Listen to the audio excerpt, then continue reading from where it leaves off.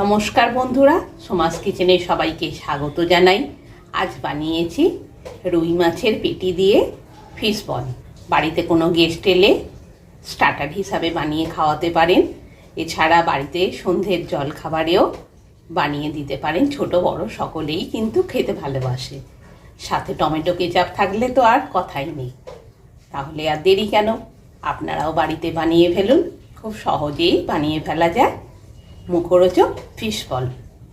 Fish ball বানানোর জন্য 4 piece রুই মাছের পেটির মাছ নিয়েছি।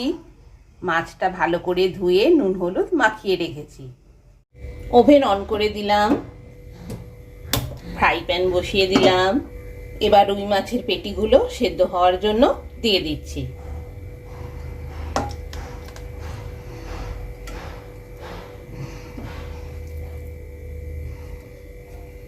অল্প পরিমাণ জল দিয়ে দিচ্ছি মাছটা সেদ্ধ হয়ে যাওয়ার জন্য। ঢাকনা দিয়ে মিনিট 5-7 রান্না করে নেব। ওভেনের স্টিম ফুল ভলিউমে রেখেছি। মিনিট 5 হয়েছে। ফ্রাই প্যানের ঢাকনা খুলছি।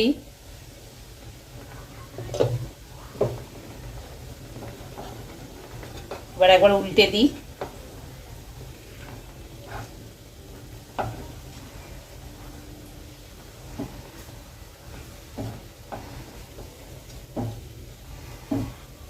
দিয়ে আরো মিনিট 2-3 সেদ্ধ হতে দেব। আবার ঢাকনা দিয়ে দিলাম, দিয়ে আরো মিনিট 2-3 রান্না হতে দেব। আরো মিনিট 2-3 হয়ে গেছে। কড়াইয়ে ঢাকনা খুলছি, ওভেন অফ করে দিলাম। রুই মাছের পেটিগুলো সেদ্ধ হয়ে গেছে। এবার ফ্রাই প্যান থেকে তুলে নিচ্ছি, তুলে ঠান্ডা হতে দিচ্ছি।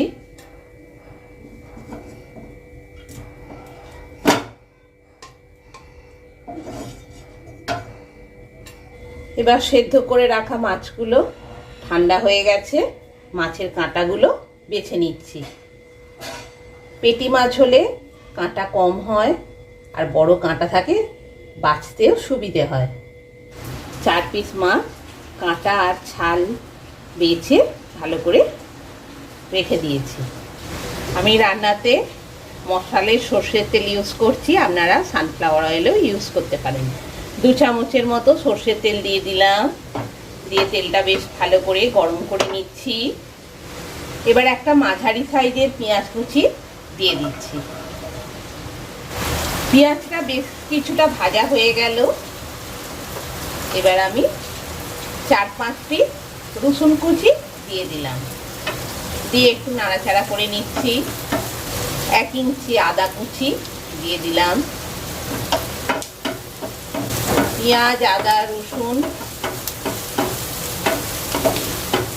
বেশ ভালো করে একসাথে ভেজে নিলাম। 2 পিস কাঁচা লঙ্কা কুচি দিয়ে দিলাম। ওভেনের স্টিম একদম লো ফ্লেমে রেখেছি। পেঁয়াজ, আদা, রসুন, কাঁচা লঙ্কা কুচি বেশ ভালো করে ভাজা হয়ে গেছে। এবার সেদ্ধ করা মাছটা দিয়ে দিচ্ছি। দিয়ে এবার ফিশ বলের পুরটা তৈরি করে নিচ্ছি। সেদ্ধ করা মাছটা বেশ কিছুটা ভাজা হয়ে গেল পেঁয়াজ, আদা, রসুন, কাঁচা লঙ্কা কুচির সাথে। লঙ্কা গুঁড়ো 1 চামচ, হলুদ গুঁড়ো 1 চামচ, ধনে গুঁড়ো 1 চামচ, জিরে গুঁড়ো 1 চামচ, গরম মশলা গুঁড়ো 1 চামচ আর নুন 1 চামচ দিয়ে দিলাম।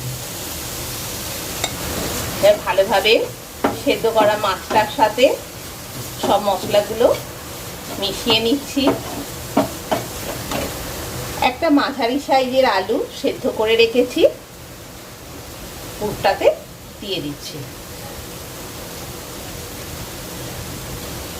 এবার সেদ্ধ করা আলুটাও সব উপকরণের সাথে মিশিয়ে নিচ্ছি।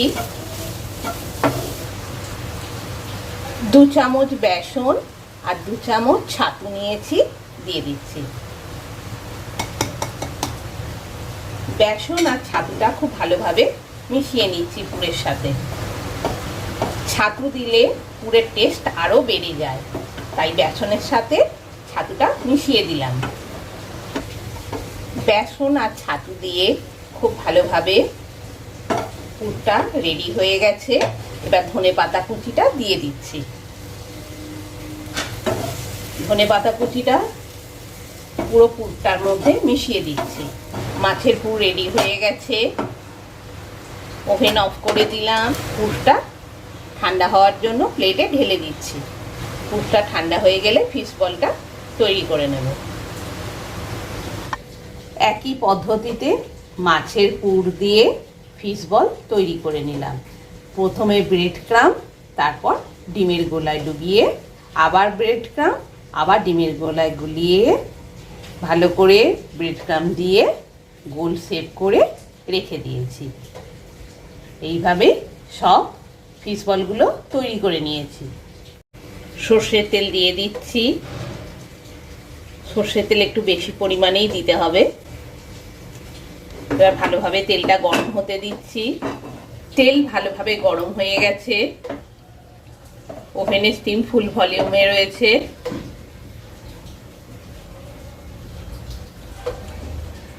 এবার ওভেনের স্টিমটা একদম লো ফ্লেমে করে দিলাম। খুব ভালোভাবে গরম হয়ে গেছে সর্ষের তেল। এবার ফিশ বলগুলো ভেজে নেওয়ার জন্য দিয়ে দিচ্ছি।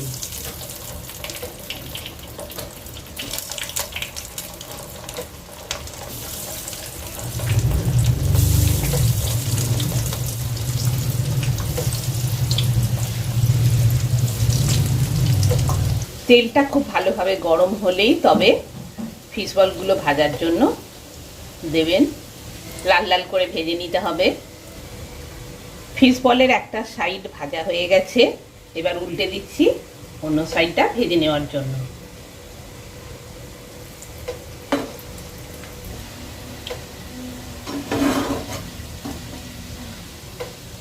দুটো সাইডই খুব ভালোভাবে ভাজা হয়ে গেছে।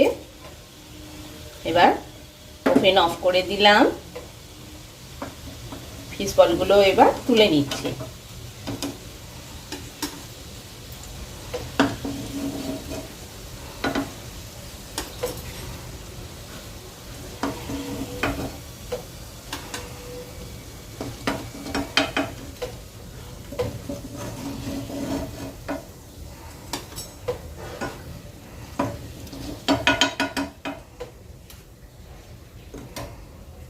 ফিশ বল রেডি গরম গরম পরিবেশনের জন্য। নমস্কার।